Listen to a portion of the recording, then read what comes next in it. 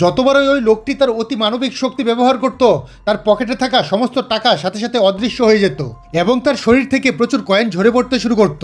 তার প্রেমিকা এটি দেখে অবাক হয়ে গিয়েছিল, তবে তার মনে হয়েছিল এটি হয়তো কোনো জাদুর খেলা। তাই সে লোকটিকে এটি আবারও করে দেখাতে বলল। লোকটি তার পকেটে 10,000 বন্ড রাখলো এবং খুব সহজেই একটি স্টিলের বাইক দুমড়ে মুচড়ে দিল। সে যত বেশি শক্তি ব্যবহার করত, তার পকেটের টাকা তত দ্রুত অদৃশ্য হয়ে যেত।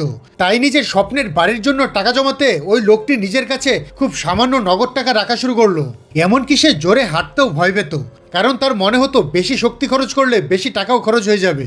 যখন এক বৃদ্ধা তার কাছে মালপত্র তোলার জন্য সাহায্য চাইলেন, সে সরাসরি মানা করে দিল। অফিসে তার ঠিক পেছনে কেউ আসলে সে দরজা ধরে রাখতো না, যার ফলে একবার তার সহকর্মীর কফি তার গায়ের উপর পড়ে গিয়েছিল। করিডোরে যখন এক মহিলা জলের বোতল তুলতে হিমশিম খাচ্ছিলেন, সে তখন চুপচাপ পাশ কাটিয়ে চলে গিয়েছিল। একদিন তার মা তাকে 30,000 বন্ড দিলেন, যা তিনি সারা জীবন ধরে সঞ্চয় করেছিলেন, যেন ছেলে নিজের একটি বাড়ি কিনতে পারে। যখন সে এই খুশির খবর তার প্রেমিকাকে জানাতে ফোন করতে যাচ্ছিল, ঠিক সেই সময় রাস্তার উপর একটি ট্রাক নিয়ন্ত্রণ হারালো এবং যাত্রী ভর্তি একটি বাসের সাথে ধাক্কা খেলো। বাসটি একটি ব্রিজের কিনারায় ঝুলছিল এবং যে কোনো মুহূর্তে নিচে পড়ে যাওয়ার উপক্রম হলো। লোকটি যখন এটি দেখলো, সে এক মুহূর্ত দেরি করলো না। সে তৎক্ষণাৎ সামনের দিকে ছুটে গেল, বাসটিকে 2 হাতে শক্ত করে ধরলো এবং নিজের সর্বশক্তি দিয়ে টানতে শুরু করলো।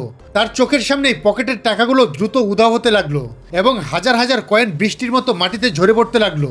শেষ পর্যন্ত সে বাসটিকে টেনে একটি নিরাপদ জায়গায় নিয়ে আসতে সক্ষম হলো। কিন্তু যখন সব শেষ হলো, ততক্ষণে তার মায়ের সারা জীবনের জমানো সবটুকু টাকাও শেষ হয়ে গিয়েছিল। মোরাল অব দ্য স্টোরি হলো, প্রকৃত বীরত্ব নিজের স্বার্থ ত্যাগ করে অন্যের জীবন বাঁচানোর মধ্যেই নিহিত থাকে।